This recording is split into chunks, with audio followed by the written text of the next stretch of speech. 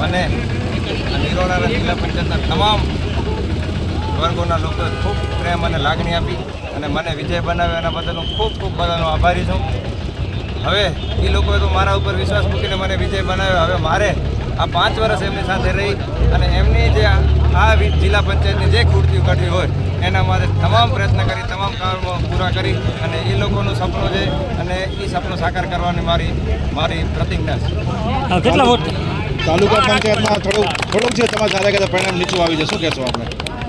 હા, થોડો ધાર્યા કરતાં થોડો પરિણામ નીચો મળ્યો છે, પણ પબ્લિકનો જે પણ ચુકાદો છે એ શિરોમાન્ય છે અને અમે હવે પાછા ફરીથી પ્રયત્ન કરશું, ફરીથી મહેનત કરશું અને 100% અમને વિશ્વાસ છે કે ભવિષ્યમાં અમે પબ્લિકનો મત જીતી શકશું.